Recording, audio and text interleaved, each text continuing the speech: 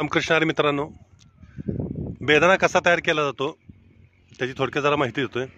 हा बेदाण्याचा शेड आहे बघा। वर पाऊस पडू नये म्हणून त्याला आच्छादन केलेलं असतं ताडपत्रीचं। द्राक्ष बागेचा माल म्हणजे द्राक्ष जी आपण काढून आणून असा एक रॅक मारलेला असतो लोखंडी।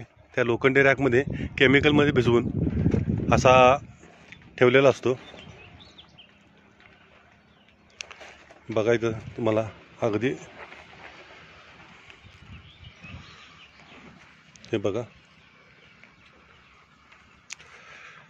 आणि हा 12 ते 14 दिवस वातावरणानुसार कमी जास्त प्रमाणामध्ये दिवसात तो तयार होतो।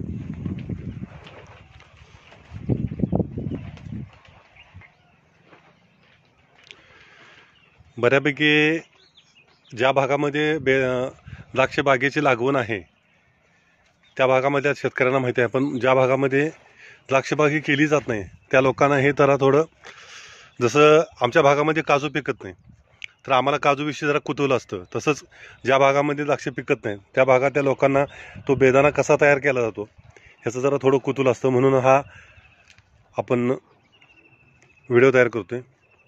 आपली ही 1 एकर द्राक्षाची बाग आहे, त्यासाठी आवर्जून हा व्हिडिओ तयार करतोय।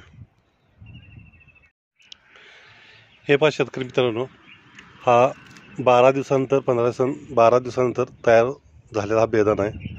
आता ह्याला वॉशिंग केलं जातं। वॉशिंग म्हणजे हा धुतला जातो बेदाणा।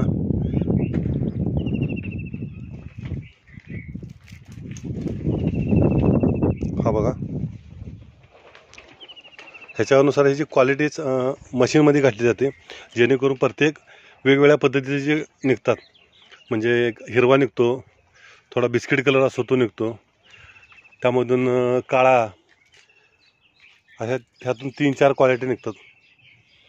हे बघा, वेगवेगळ्या द्राक्षाचे जाती आहेत त्यानुसार वेगवेगळे।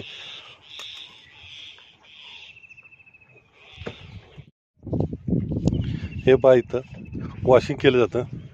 हे वॉशिंग करण्याची मशीन आहे, ह्यामध्ये वॉशिंग करून परत ह्यामध्ये गंधकाची एक त्याला धुरी दिली जाते। संध्याकाळच्या वेळेला ह्या असे रॅक कॅरेट उभा करून त्या कॅरेटमध्ये